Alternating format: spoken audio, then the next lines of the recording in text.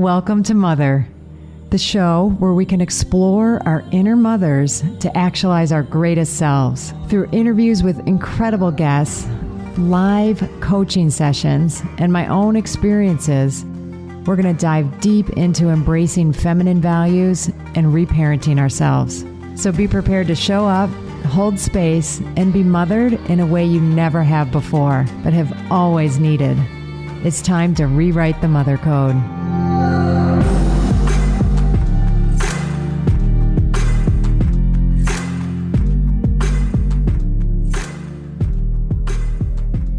Well, welcome to my podcast, Dr. Gertrude Lyons on the Motherhood, Rewriting the Mother Code podcast. And I'm super excited to have my guest today, which is Logan Steiner.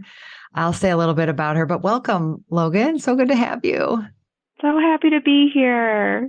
Thanks for inviting me on, Gertrude. Absolutely. Well, we were just talking before we got started that there's lots of things for us to be with and talk about, but particularly her mothering journey and all of that. So I'm just going to say a couple things because we were just talking about how I met Logan because she married a very good friend of mine's son who I've known, for over 30 years, and just, how wonderful it's been. We've developed a relationship both as friends, through that, but also some in and out coaching relationship for various reasons, and currently part of a couples group that my husband and I lead. So a lot of touch points. And I think I'm already tearing up a little bit thinking about your journey and how it's been such an honor to be a part of it. So if you don't mind, I'd love it if you share. I'm not going to give away any details about you. If you would kind of share a little bit, even if it's some of your professional journey, everything, so people can get a picture of you, and then we'll dive into the specific mothering stuff.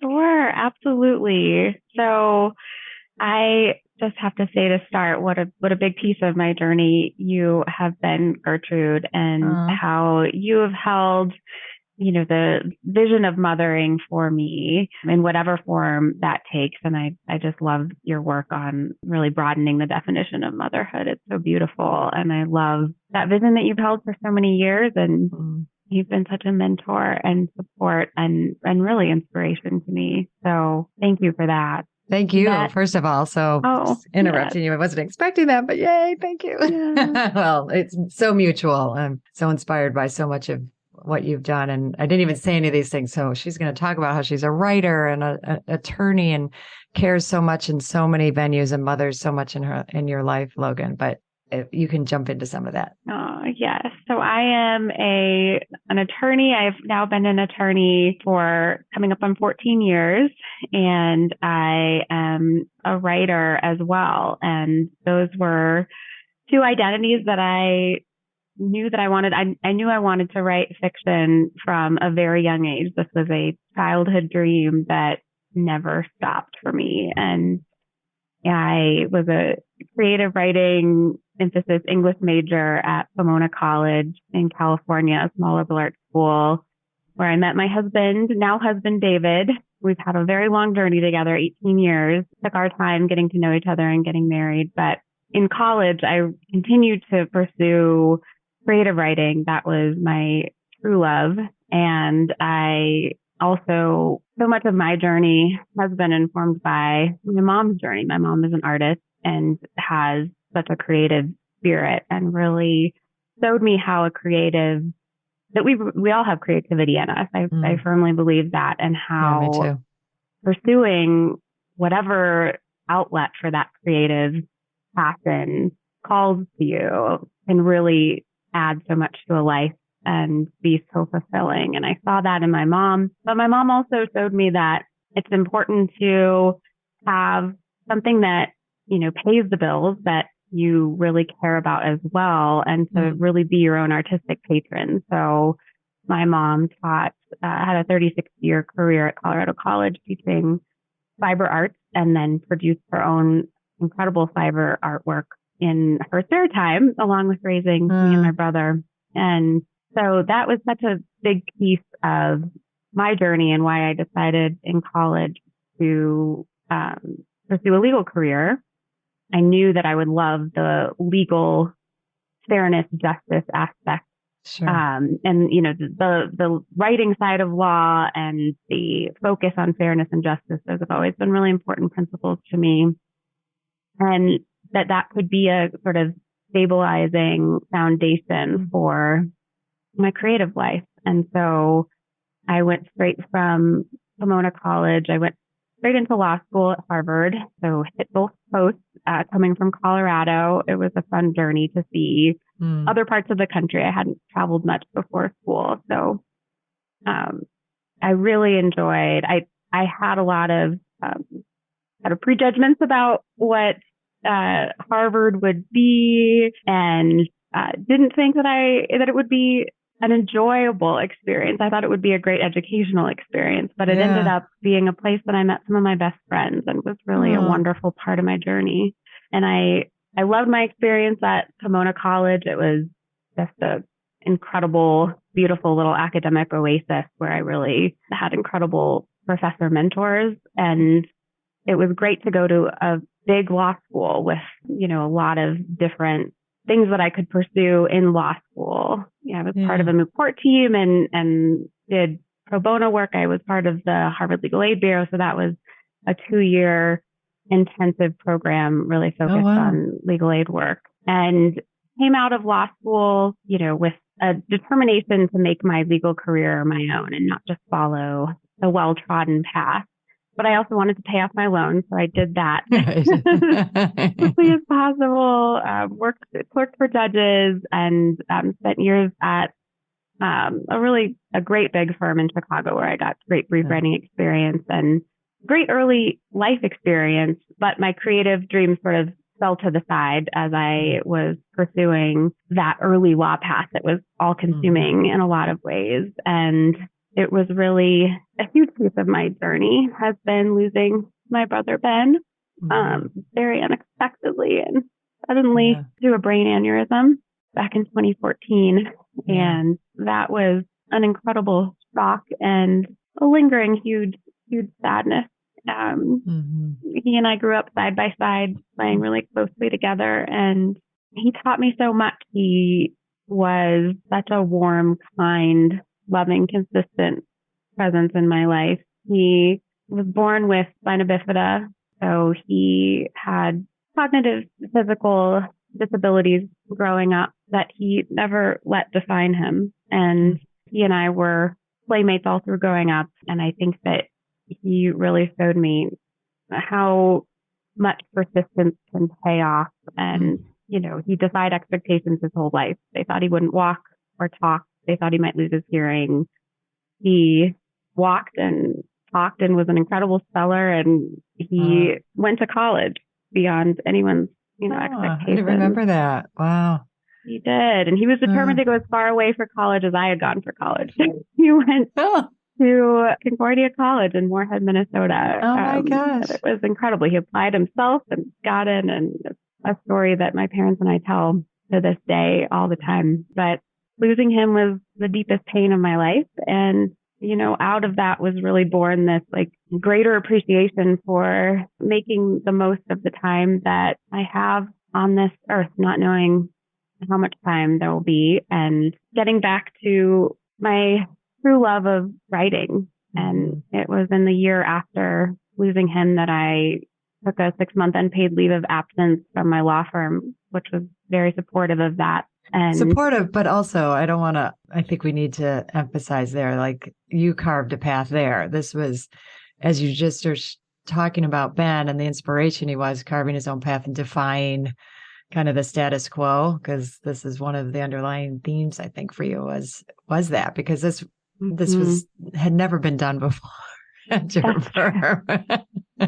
So I just want to sprinkle in a few of the ways that at a very large, prestigious law firm in Chicago that, if anyone's not familiar, are very set in their ways, can be very bureaucratic, can be very also hugely very high expectations of devoting your life to that, place. So just thought this was an important time to throw that part in. That is true. That is true. And that was, it was out of being at the firm for 5 years and proving myself kind of day in and day out that I earned the credibility to be able to get support to do this.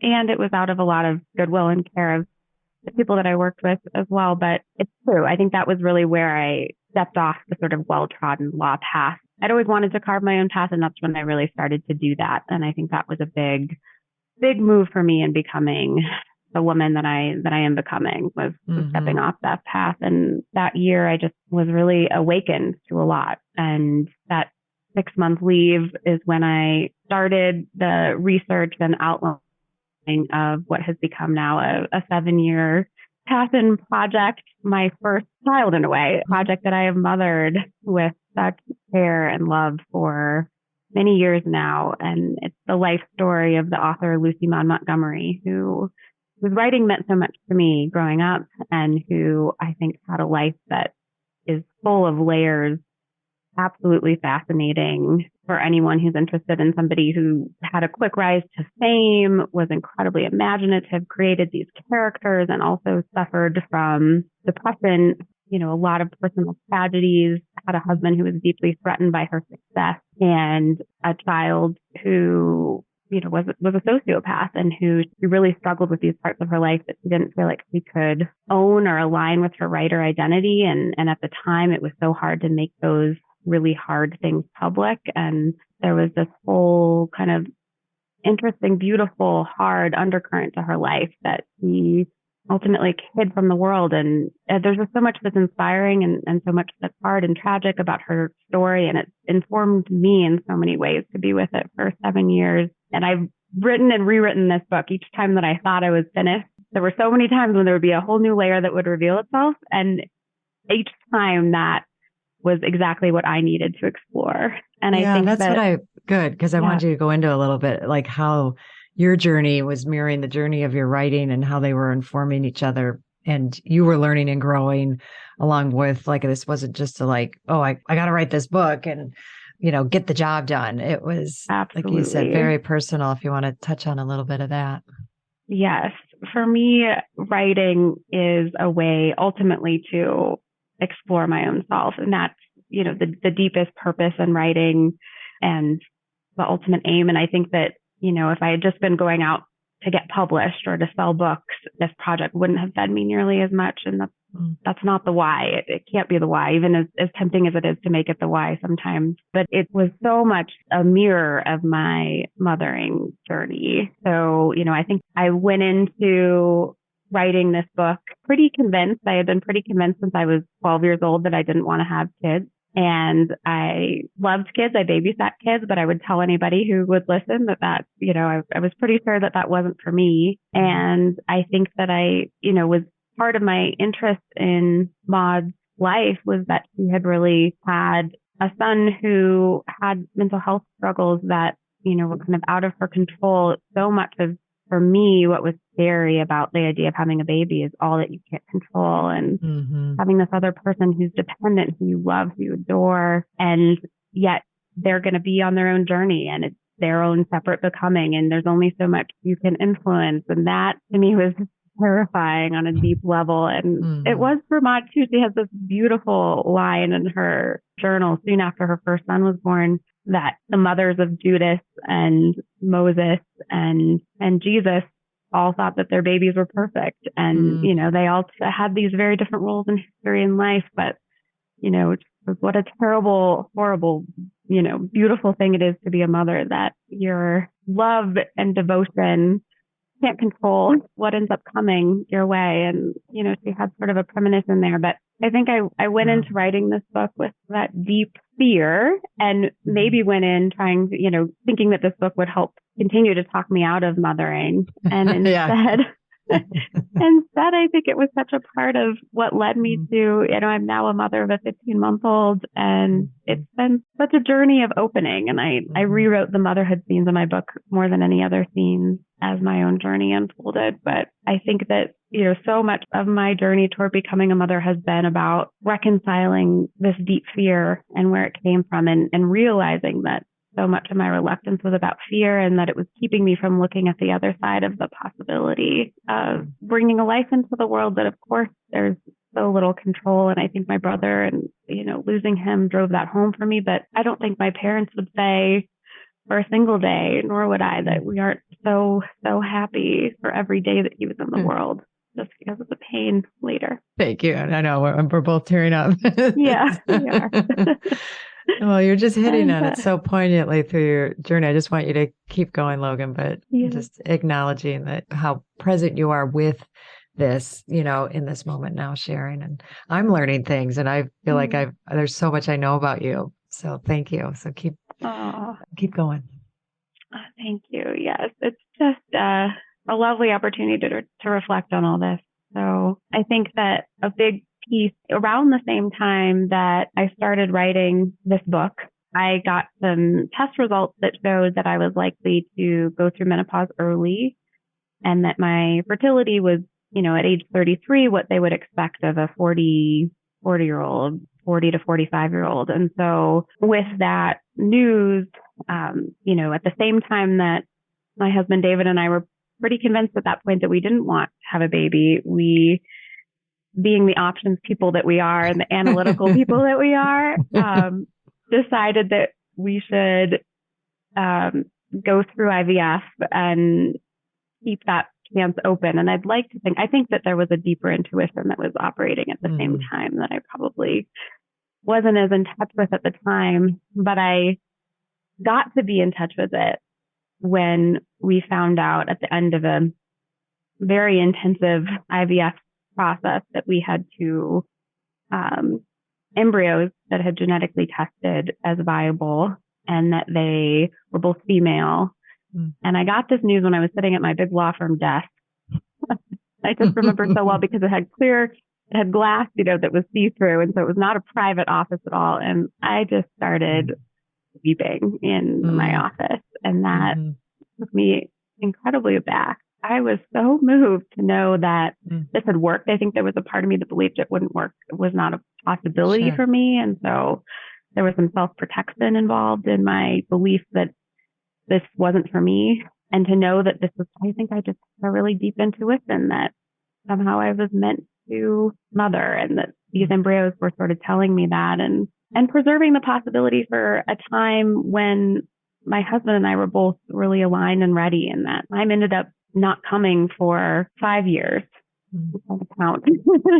Accurate. So it was 5 years later, having uprooted, moved to Colorado in a move that felt very risky for us, two risk-averse folks, and that was really aligned with our vision of, being in nature a lot more and carving out a life in a city neither of us have lived in before. But it was, here and in kind of different places in our career, and having made several more law job moves into jobs that really fed me and were a beautiful fit, that we decided that it's hard. I don't think we ever decided that we were sure that we wanted to have a baby. There was no sure about it. It was just that we were pulled toward it, and we were at a place where we could see it. And there were so many iterations of the journey. I think, I'm so interested in the decision-making process around deciding to become a parent, because I think it's something that doesn't get talked about enough. And there's so much kind of societal messaging around like, oh, you just know, or just roll the dice, or you'll never be sure, or of course you should do it. Everybody should do it. There's a lot 100%. Of wrong making if you don't want to. There's a lot of default decision making as opposed to really thoughtful contemplation. And I'm really glad that we spent, 17 years doing that deep contemplation and deep work. Hi, I'm so excited to share with you my 2024 Spring Equinox Self-Mothering Retreat that's happening this March 2024. And I would love for you not only to consider it, but to attend. But in considering it, hey, just knowing that you would be leaving cold weather, if that's the space that you're in, and coming down to just magnificently beautiful, warm, nourishing place of Zihuatanejo, Mexico. Zihuatanejo meaning land of the goddess women, and coming to really take time for yourself. Okay. And that I am learning more and more isn't just a nice thing to do or something extravagant or something selfish. It's essential. And I really want you to take it seriously, to consider, just think about what would it take for me to go. It's a 5.5-day retreat, getting from where you are, getting there, landing there, and then being in a space that is all about you. It's all about nourishing you. It's all about tuning into you, using everything around us, the nature, the food, the beautiful people, the rituals, ceremonies. I bring it, we really bring it. And we go deeper and deeper as the days go on, and we release, we let go, we bring in what is nourishing, what is empowering, what is that space of just really divine feminine energy. And we do it in the community of women. It's not for everyone. I will be honest, if that idea of leaving and not making it work, or it's just too hard, not for you. If the idea of, spending that amount of time inwardly focused and going to that level of self-awareness doesn't sound like something you're willing to do or put the time and energy into, then it's not for you. And it's good to know that, right? So this is for people who are serious about what it means to mother themselves, what it means to take time for ourselves, and that gift and what that gift can bring to us. It was originally right after my fall retreat. It filled right up. But now some people, it turns out, are not able to come. So I do have a handful of openings. And if you're listening to this and you're willing to take that step, please reach out to me. We can do a discovery call, or you can put a deposit down. I would love that. And you can do that by going to my website, www.drgertrudelyons, DrGertrudelyons.com. Go to events, and there you go. It'll all be there. There's a beautiful page there for you to explore. I look forward to hearing from you and then seeing you on my spring retreat.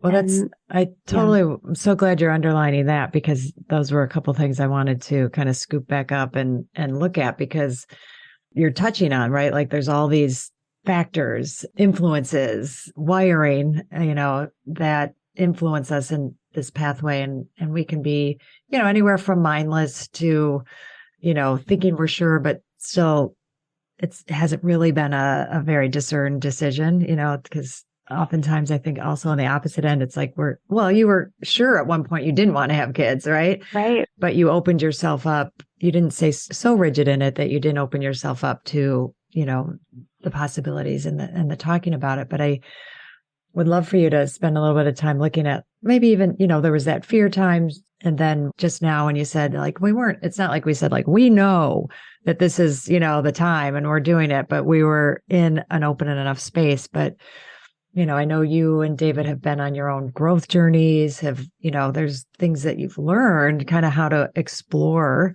these big milestones and decisions in your life. So if you want to say a little bit about that, I think it would be really useful. I mean, not useful, Absolutely. but, helpful. And it's also very inspiring. Absolutely. Yes. I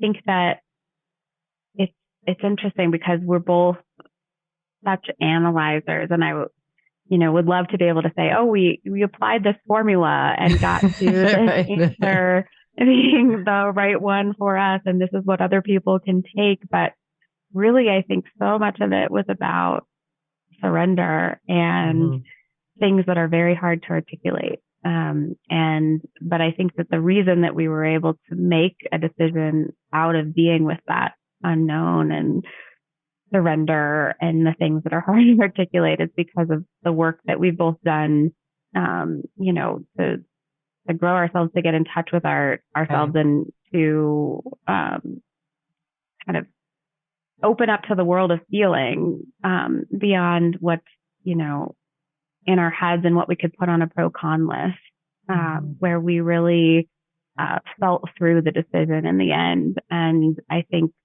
the opening of that feeling journey for me was when I was sobbing in the, glass office at my law firm. And I really realized that there was a pull that I hadn't been conscious of, and that I then started to hold the pole of let's stay open to this. Poor David, who had spent, 12 years trying to convincing that parenthood wasn't for us after he had always sort of assumed that he would be a parent growing up. I had fully convinced him that we had so many things to do with our life and that was, not where we wanted to put our energy. And then which is a totally viable path, right? Right. Yeah, oh, absolutely. And I think and he got on board with you with that, right? And that was fully beautiful. On board. He got fully on board, and it was beautiful. And I remain fully convinced that we could have had a beautiful life in either direction. There was no right answer here for us, and that I would have been on a mothering journey regardless of the choice I made to become a mother of a baby or not. And that's so much of your work that I think is so beautiful. There's a mother in each of us. Yeah. And however we choose to, pursue it. And just like I think there's a creator in each of us. I mean, I think that they're really married. That belief that we each have that creative energy and, I think so easily get stifled in our current society or undervalued. But I think it was really, So after that, bait and switch of now I think we should open ourselves up. 5 years of a lot of conversations, a lot of, long nights spent opening up our hearts. And for me, really exploring so much of the fear that came from losing Ben and, where that deep fear and the love of control and having things in order and all of those things that I think were the reason or the primary reason that I was in the no camp for so long and then opened to what letting go of those fears and entering into this unknown anyway would look like and what the possibilities were. I think it was allowing ourselves to vision what's possible, this could be a really interesting life experience that that's unique and that would be hard to get in a different way. And what would that look like? And are we ready for it? And I think that it was a lot of soul searching and really just not rushing. And I'm so grateful that I had those embryos because it ended up that we were 37 and Noah, our daughter, is one of those embryos. So. Well, I want to get back to that because that was another choice point for the two of you that I want to name, but I also want to underline a couple of things because, I know you, and Levels, and you're doing such a beautiful job reflecting on this. And I kind of like with your law firm and that, this wasn't I had, some feelings about it. So I decided to do it. I mean, you and David dedicated yourselves to your personal work, to exploring, these mistaken beliefs and really turning yourself inside out. I want to emphasize a little bit we're analyzers, and an analyzer thinking is, like you said, logical. And we should be able to lay this out in a spreadsheet and get the answer, right? But so much of this, this time has been you opening yourself up to, I'm going to put it in the right side of the brain, the yin side, feminine side of your thinking. We don't know for sure, where there's unsurety here, and just facing the terror of not having control and honoring, but still then allowing myself to actually honor this intuitive space. And that, this might be really painful. And losing my brother was the deepest pain I ever felt. I'm kind of setting myself up for that again. Because, in a number of ways, not exactly how, but I think we all intuitively and can see that, motherhood and having children is going to have varying degrees of it one way or another. But I feel like I want to underline the part of you that built capacity for those feelings, and that you started to trust that when that comes along again and everything that's involved with the roller coaster of emotions, I'll get support if it feels like too much. And I also have such a huge capacity for it. And I want to, name that as well. So if you want to comment or underline any of that for yourself. So beautifully said. That's absolutely right. And I'm so grateful for the years spent doing that, both David and I were on a journey of building ourselves into adults and, shedding a lot of, the younger selves, the younger versions of ourselves, which were beautiful versions. But I think I'm so grateful for each year that we spent together on that journey and for the relationship foundation that we have. Yeah. It's been huge. I think that we've both been surprised at how much we've enjoyed parenthood and savored it.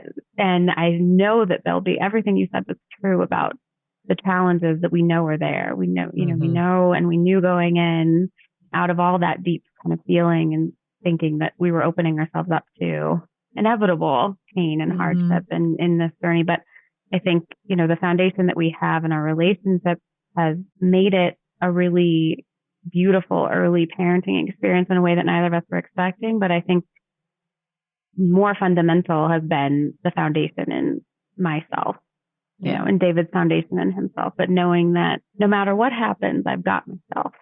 And I know myself, and I am continuing to know myself more deeply. But that's really, the rock on which my parenting journey is now built. And I'm so grateful for that. And for me, it took until age 37, and it's still being built. It's not like I'm there, but it took until age 37 to feel like I've got that solid enough that I'm ready to ask another person to enter this life with us. Oh, I'm just so moved. I have goosebumps all over with you saying that, Logan. That was so, beautiful, because you're now like emphasizing that it's okay to surrender to a process. I think sometimes, when you heard that at 33, it's like, oh my God. And that's what I get really upset about, right? Like when me too, our medical world that just like, puts this fear of scarcity fear in you. And so many women like, oh my gosh, like I can't. Yeah, you did take a step toward giving yourself some options, but it wasn't like, well, we got to decide this now. Like there's no, this really unnecessary urgency that can come about. But I really want to honor that, like, being in the process and feeling your way through it is what got you where you got. And it doesn't mean if it had happened then, there's no right or wrong necessarily, but I want to underline, like, because this is different thinking, right? This is expanded thinking and experience that is beyond the norm of what we think. And I think particularly in this culture now, a lot of women already, they've just heard so many stories of women having trouble getting pregnant and going through IVF. And it's getting more and more wired, in us that like, it's going to be hard. The clock is ticking. The clock is ticking, right? The clock is ticking. That's such a narrative. It's the worst. I hear that from so many friends, and it is this crucible. It can be a crucible that in which I think it's hard to make the kind of decision that we've been talking about, the really deeply felt decision. And I'm glad, for me, I had already sort of put myself outside of the crucible in my early thinking of, I'm not going to accept the standard narrative that everybody has to have kids. Yeah. But I did feel some of that clock is ticking, pressure when I got those test results, and science is a beautiful thing in allowing some of that pressure to be released. But I do think that there's so much of that narrative. It's something that I'm so interested in exploring, because I think that is informing so many people's decisions these days. That I know, pressure around the timing and really fear-based decision making, and it's tough. It's just a narrative that's throughout our whole society. Yeah, and it's I don't know. I have strong feelings about it, so that we don't have to necessarily. But not like I haven't spoken about them before. But I think for me, that's why I love doing this and love talking to you. And now, a lot of people and women and men are going to hear this and like, oh, there's other ways to do this. And, raising awareness is such a key piece. And, I actually have David's father to thank for that for me, which is a cool connection, with us and how these things evolve and work, because it was David's father, Stan, that,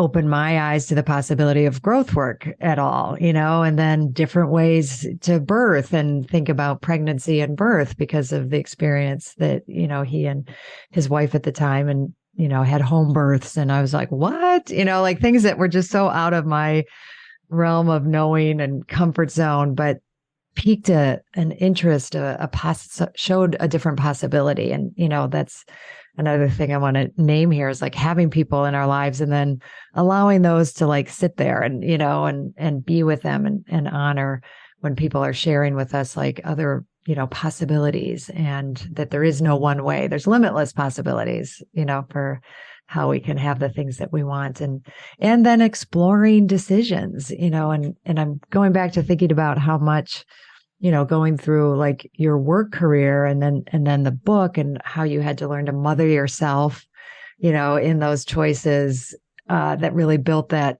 sense also, which is a big part of rewriting the Mother Code, is learning to mother yourself. And how do I make choices that, really resonate, work for me, and are in my best, deeper self-care interest. And I think in all of the places that you named, but I'm thinking about you with law in the book and marrying, again, masculine, feminine, and that these can all work together, and we don't have to have these silos, and there's synergies, and wow, look how cool and exciting that is. And I did also want to name, like, you guys made this big move to Colorado pre-COVID, before, it was like what everybody started thinking about. You kind of led the way in that way. So, which, who knows what making that choice was a big deal. Like, David's family was here. You had a career. He had a career. Those were big to like kind of branch out on your own and follow, what felt right to you, which might not have made logistical sense. Right. And I think that's where a lot of this comes into, like, some of this doesn't make any logistical sense, and yay. Right. Because we don't want it all to make logical, but you're bringing in the intuitive self. And so one thing I want to also name is, and all of this information that we shared, that, Logan's writing a book and all of that is going to be in the show notes, and actually is making its way into the world this May, right? So do you want to say, let's just talk about it specifically a little bit, and then there's still more I want to be with, but that came to mind and I want to make sure we underline that. Absolutely. Yes. The book is coming out May 30th, published by HarperCollins, and the title is After Anne, a novel of Lucy Maud Montgomery. And I don't think you said at the beginning. I know. I don't think you said at the beginning that she's the author of Anne of Green Gables. Not everybody that would come to mind. Like, I happen to know that because my two daughters loved those. Like, literally, particularly my older daughter went to bed listening to those like every night for like ever. Like, I think she has all of those stories memorized. Oh, so I love that. Another, I can't wait for the book. Just, like, we'll share it with them. But yeah, so keep going. I know you had chills, right? It's like, it's gonna, your baby's going to be out in the world. Yes. So you might have feelings about that. Oh, 100%. It's the same losing control, right? That happens each day to a greater degree with a baby. This book now there are things that are happening that are outside of my control. It's so exciting. Mm-hmm. What I keep trying to come back to is this is the dream. I had always had a dream of being a published author, and it's coming, to fruition, and I am so thrilled. And it's really been this act of long patience and persistence. The number of times that I went back in and rewrote and reworked this book. And it was, working with two beautiful women who came into my life. My dear agent, Abby Saul, who I met at a conference where she was presenting on a panel of agents. And it was intuition. I got chills hearing her speak. I loved how she talked about being an agent and having it be about long-term relationships, really deeply caring about her authors, being an agent who loves to edit. And I just had a sense that I wanted to work with her. And it wasn't a story that worked out, magically instantly. I went up to her after the conference, which is very unlike me, and connected with her. And she agreed to read the then version of the manuscript, but it was, we went back and forth several times. We had editorial notes. I sent her a new version, and then, eventually she agreed to represent me. And then similarly, our first choice editor, a huge Anne of Green Gables fan. Oh my Tessa gosh. Woodward, we went to with the manuscript. She loved a lot about it. She had ideas about how to rework it. That germinated for a little while. We had a wonderful conversation. I reworked it. This is now several years later, than the initial meeting of Abby. And, it eventually landed with Tessa, but it was after kind of a very long journey. And I just love that publishing story. I think so often there can be this sense of, these things just magically happen, or if, things are instantaneous successes. I think that's what everybody dreams of or wants at some level. And I am so grateful in terms of my own growth and what this has taught me to have gone through each of those stages and to really feel like it's landed in its right home with the people who believed in it, helped shepherd it, saw my vision of it, not just people who are out there, interested in selling, just there to sell books, or really been such a teacher this process and driven home for me in all of those years. And there was a ton of rejection in those years too, I should say, and deep pain and self-doubt. And I'm really grateful for all of that, because it just kept teaching me why I was doing it, which is for me, because this book was feeding me. It was helping me become a deeper, better person. And, I think a lot of people might view it as selfish to say, but I think that's a big driver of me deciding to become a parent too, is that, there's so much I can't control what journey my daughter is going to be on, but I knew I had a sense that it would help me become a deeper, better person to have her in my life and to open myself up like that, the control freak that I am. And that was a huge motivation of mine. I knew I would grow from it in a way that I grew from this book. So, well, I want to underline that because you named one of a myth or something in our culture, like, mothering is just a selfless act. Selfless, right. Yes, that you everything from even thinking about having one is all about that person. And right. You just immediately should take yourself out of the narrative, out of, the experience for them.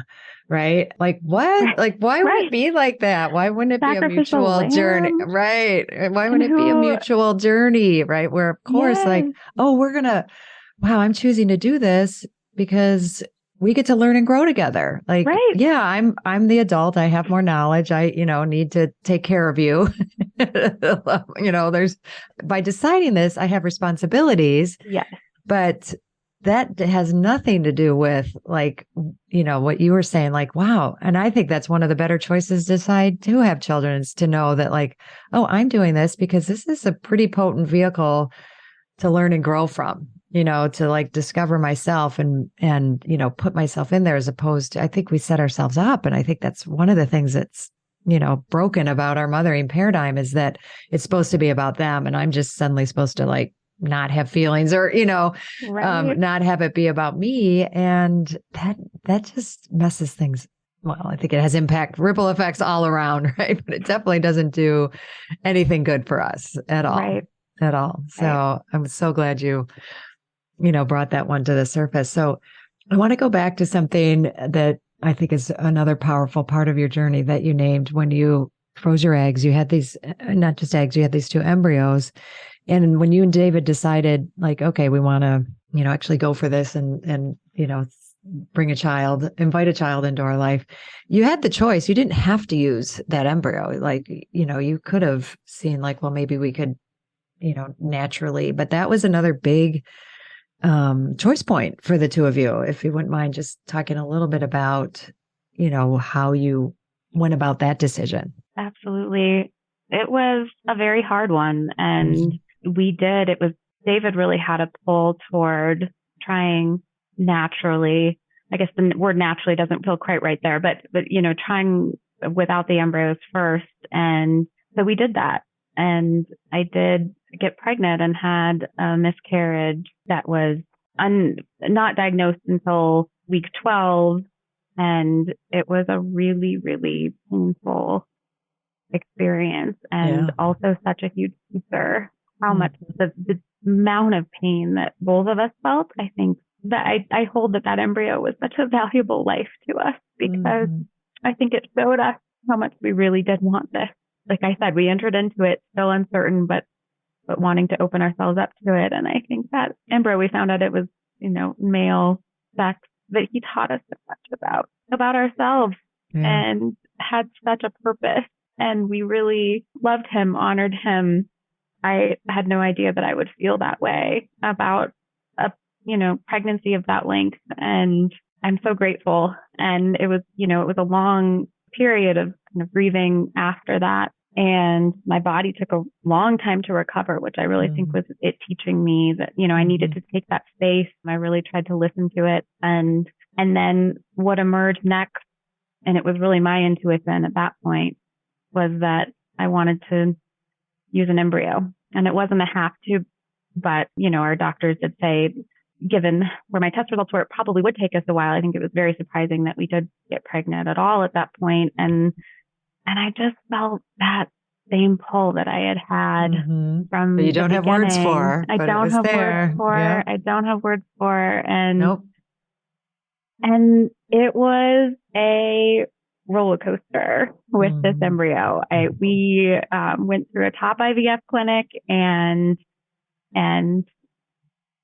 used, the first of the two embryos, and the doctor told us that it hadn't worked and that it would be a medical miracle for this pregnancy to succeed. This was a top doc at a top IVF clinic, told me to go off the supporting hormones. I remember it so well. It was holiday time of 2020, and it was devastating. And I getting chills again, but I had this really deep intuitive sense from early on that she had implanted, she was there, and this was part of my journey. And I had a really fortuitous conversation with somebody who had been through IVF 6 times at that time, and said there's so much we don't know about early pregnancy, which is true. And there's so much we don't know. There's so much that science can tell us, but there's also so much that science doesn't. There's so much there that is, I think, behind science and beyond our knowing. And so it really helped me trust my intuition. I didn't go off the drugs that could have kind of forced a miscarriage at that point. And what just to be clear, what the doctors suspected is that I had an ectopic pregnancy based on my hormone levels, which is a non-viable pregnancy in the fallopian tubes. And so they had just never seen results like mine lead to a viable pregnancy. And for the first 12 weeks, they continued to be convinced every time we went in that this was not going to work and it wasn't possible. And what it turned out to be is a very late implantation that they just don't see in IVF. But, she's our daughter. It made for a very nerve-wracking journey, but it was such an example of that trust of intuition that I think it's underlying. It's so much been a part of my journey. Yes, I'm so glad. We have so many great examples of it, Logan. And I'm going to underline again, this is something that you've developed, and learned to honor. Yes. It's always been there. And, I'm not going to say through hard work. Yeah. I don't want to dismiss that because you hear a story like this. It's like, oh, well, that should just happen to me, or she got lucky, or, it's not. Like there's so much that goes in. And is it a medical miracle or however we want to name it? To me, like the win is that you were willing to be with whatever the result was, but following your intuition rose above our left brain knowledge of how it was supposed to be. And I just want to, so keep underlining that and, put that out there that this is, we have to work with the two of those together. Right. And I'm not, if just following your intuition, I'm not saying that's always the way, having the data that without the science, without the data, none of this would have happened. That's what made it possible. And that to me is, it's the same pair between my lawyer brain and my creative writing brain. I think they both feed each other. It's not that they're opposite. It's not that one is better than the other. They need each other. Just like our intuition and science rationality, when they're married, that's when it's most powerful. Yeah, totally. Well, I know that there's like depth and stories like to all of these if we could go on all day, but we won't. But I have the feeling that we'll have it. And just to name, like this started, I was just going to interview you, because I'm working on my book proposal and I knew, I want your story in there. And I'm like, what are we waiting for? That's probably going to be who knows like when that's actually coming out. So people need to hear this now. And so I'm so grateful that we are doing this as a podcast, but I also want to, name. So one, we'll have in the show notes everything people need to know about your book and how they can get it and what that means. But you also just launched a blog and on everything that we're talking about. So why don't you name ways and any and all ways that you'd like people to be able to get in touch with you to, learn more, read more and connect. Yes. So the blog is called The Motherhood Question, and it is on Substack.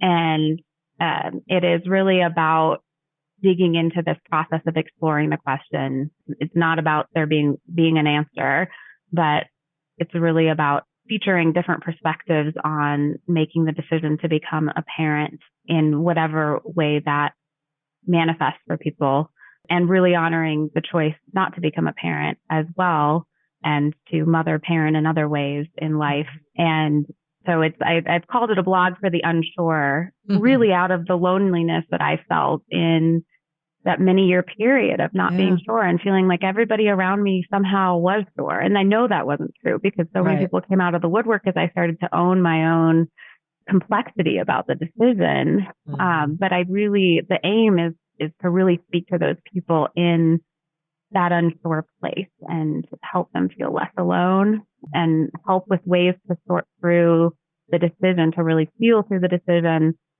just as we've been talking about today. And what a gift. I'm so happy you're doing that.